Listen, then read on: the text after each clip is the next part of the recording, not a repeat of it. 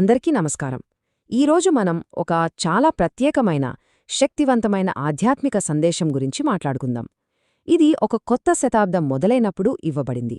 మరి ఇది మన వ్యక్తిగత పరివర్తనకు, అంటే మనల్ని మనం మార్చుకోవడానికి ఎలా ఉపయోగపడుతుందో చూద్దాం.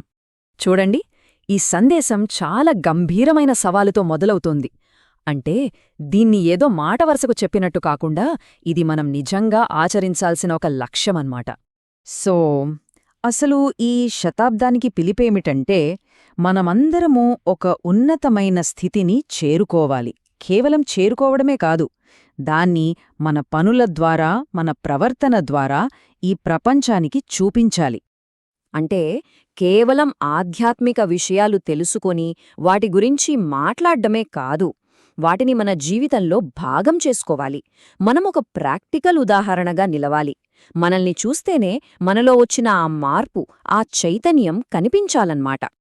సరే, ఇంతకీ ఈ ఫరిష్తా స్వరూపం అంటున్నారు కదా, మరి దాని అసలు అర్థమేమిటి? దాన్ని ఒకసారి నిర్వచించుకుందాం.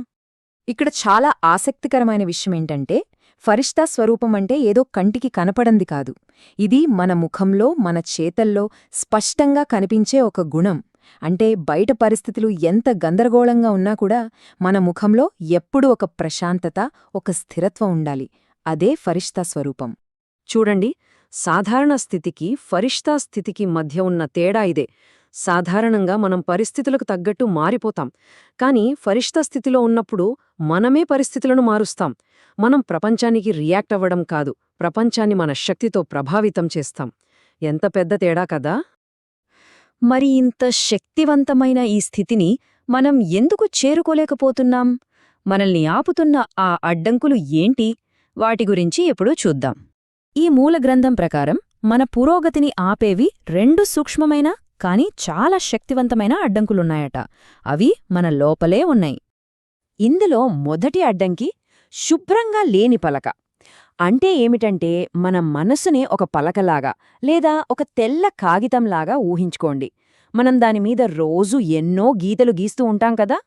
సరే, మనం చేసిన తప్పుల్ని, చెడు ఆలోచనల్ని ఆ పలక మీద నుంచి తుడిచేసినా కూడా ఆ గుర్తులు, ఆ మరకలు అల్లానే ఉండిపోతాయి. మనకు తెలియకుండానే మన సబ్కాన్షియస్ మైండ్లో అవి ఉండిపోయి సమయం వచ్చినప్పుడు మళ్లీ పైకొస్తాయి. పాత అలవాట్లు, పాత ఆలోచనలు మనల్ని వెనక్కి లాగుతూ ఉంటాయన్నమాట. ఇక రెండవ అడ్డంకి నిర్లక్ష్యం అనే ఉచ్చు. ఇది మన ఆధ్యాత్మిక ప్రయత్నం పట్ల మనకుండే ఒక రకమైన అజాగ్రత్త లేదా చాల్లే అనుకునే తత్వం. చాలామంది అనుకుంటూ ఉంటారు, అంతా నడుస్తుందిలే అని. ఈ ఒక్క మాట చాలు ఈ అడ్డంకేంటో చెప్పడానికి. ప్రస్తుతానికి ఇది చాలులే, తర్వాత చూద్దాంలే అనే ఈ ఆలోచన విధానమే మనల్ని మన పూర్తి సామర్థ్యాన్ని చేరుకోకుండా ఆపిస్తుంది. సరే, ఈ అడ్డంకులున్నాయి, మరి వీటిని దాటడానికి పరిష్కారమేంటి? దానికి ఈ గ్రంథము ఒక అద్భుతమైన 4 సూత్రాల ఫార్ములాను ఇస్తోంది.